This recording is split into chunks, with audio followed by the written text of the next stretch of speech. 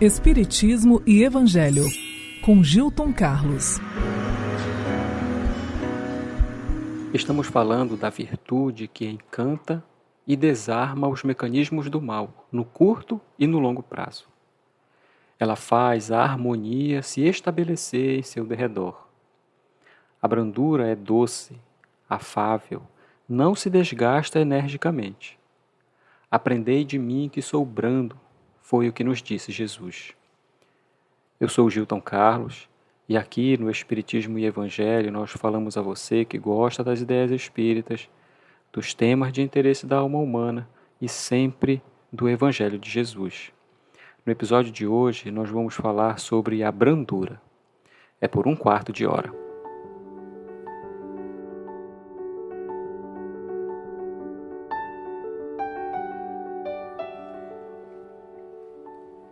Jesus deixou a afirmação no Sermão do Monte, está no Evangelho de Mateus, no capítulo 5, e o versículo é o 5º.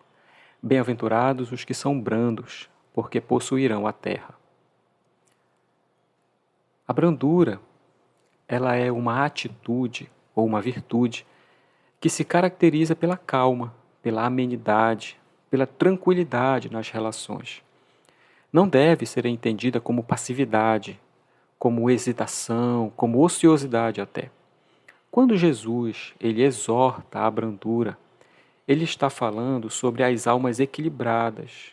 Ele está falando do espírito compreensivo e de boa vontade, que, já entendendo a dinâmica da vida em Deus, sabe plantar o bem e esperar sua colheita, sem se desesperar, sem se apressar ou usar de violência para tornar imediato aquilo que ele deseja. É uma consequência natural, a brandura, de quem já soube compreender os mecanismos da lei de Deus. Lá no Evangelho segundo o Espiritismo, no capítulo 8, Kardec e os Espíritos deixam registrado que a brandura é um efeito direto da prática da caridade. Porque ser afável, doce, ser brando, são formas de manifestar a caridade. E aí é por isso que Emmanuel, num dos comentários, que ele fala sobre os mansos de coração, ele diz que a cortesia é o primeiro passo para a caridade e a gentileza é o princípio do amor. Nesse resumo está o fundamento da brandura. Aqui nós estamos falando daqueles sentimentos sinceros, jamais dos que têm a doçura nos lábios, como diz no Evangelho, mas o veneno no coração, que por um lado gotejam o mel dos lábios, mas no coração estão cheios de hipocrisia. Não. Pois quem é verdadeiramente doce e brando nunca se contradiz, nem frente a frente, nem distante. E estas pessoas a que eles se referem, se nas relações são capazes de ludibriar as pessoas, nunca enganarão a Deus. Lá no Livro dos Espíritos, eu gosto muito de uma questão em relação a esse modo de nos relacionarmos, principalmente diante das diferenças, em especial nesses momentos tumultuados de transição, de reajuste. É a questão 841. Nos debates, nas discussões, ele pergunta lá, Kardec, em cima do direito e da liberdade de consciência e de opinião também, será que nós devemos deixar que se propaguem doutrinas, ideias perniciosas, más? Ou será que nós podemos, sem atentar contra essa liberdade, trazer para o caminho da verdade, esclarecer aqueles que estão propagando essas ideias falsas, más e destruidoras? Devemos fazer isso? Podemos fazer isso? Que os Espíritos respondem. Certamente que pode fazer, e até deve. Mas, eles lembram, ensine a exemplo de Jesus, servindo-se da brandura e da persuasão, e não da força. O que seria até pior do que usar a força para convencer, é até pior do que a crença que aquele que você deseja convencer tem. Quer dizer, se alguma coisa tem de ser imposta, é o bem e a fraternidade. E isso se faz pelo exemplo e pela conduta, em especial nos momentos de diferença, de desentendimento. não acreditamos que o melhor meio de fazer isso seja através da violência, porque a convicção não se impõe. Na prática de nossa vida, cultivar a brandura traz, como todas as outras virtudes, os seus desafios. Há momentos em que a nossa alma vive tensa, como uma bomba que está prestes a explodir à menor pressão. Então, como nós conciliamos o ensino evangélico se as nossas células no corpo muitas vezes nos impulsionam à reação e à agressão? Antes, a reflexão deve preceder sempre as nossas palavras. As palavras, elas não foram feitas para serem raios de morte e de desordem. Se nós somos chamados hoje à solução de problemas de desentendimento, por exemplo, é possível equacioná-los sem a necessidade de combinar o calor do momento com o combustível da violência. O silêncio, ele é sempre necessário, mas às vezes é preciso que se fale para desfazer enganos, para esclarecer alguns raciocínios, para semear o entendimento, lembrando sempre a figura de Jesus através do seu Evangelho e da doutrina espírita, que nos ofereceu a verdade em suas revelações para transformarmos ela não em arma para ferir, mas em luz para orientar aos outros, quando for o caso, mas principalmente a nós mesmos, sem esquecer da combinação da questão 841, brandura e persuasão. A brandura é a conquista do coração do adversário, daquele que entende de outra forma. Então, tendo ele ao seu lado pelos caminhos do sentimento, então se utilizar da persuasão, que é chamar a razão, esclarecer, orientar. Porque coloca Chico, Emmanuel e Emmanuel, que a verdade ela não é mais importante que o amor.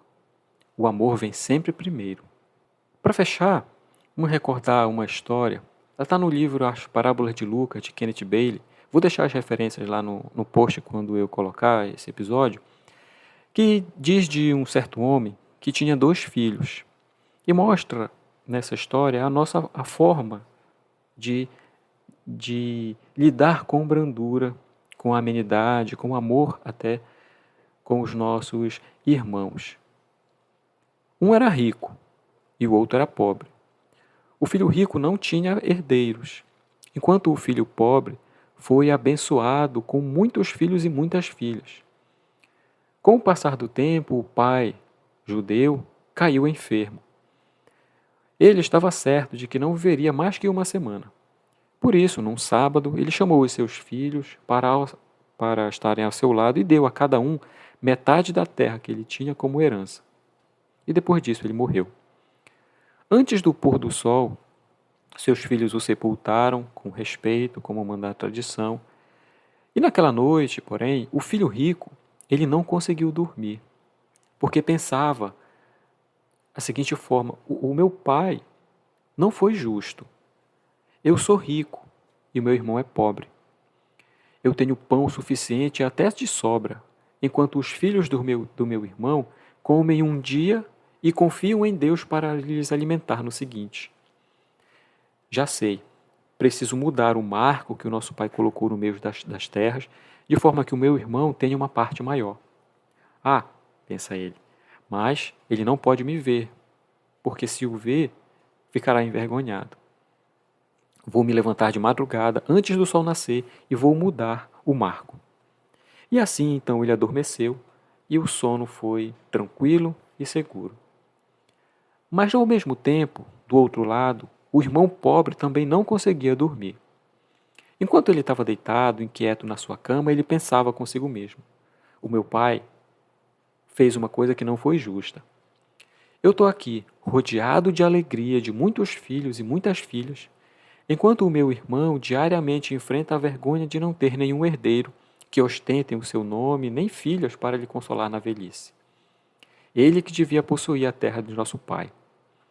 Talvez isso em parte lhe compense por sua indescritível pobreza. Ah, mas se eu lhe der essa parte, ele vai ficar envergonhado. Já sei, Vou me levantar de madrugada, antes do sol nascer, e mudar o marco que o nosso pai colocou. E com isso ele então adormeceu e teve um sono tranquilo e seguro. No dia seguinte, então bem de madrugada, muito antes do dia nascer, os dois irmãos se encontraram no lugar do velho marco que foi instituído por seu pai. Caíram em lágrimas quando perceberam o que tinha acontecido nos braços um do outro. E conta a história que foi naquele lugar que a cidade de Jerusalém foi fundada.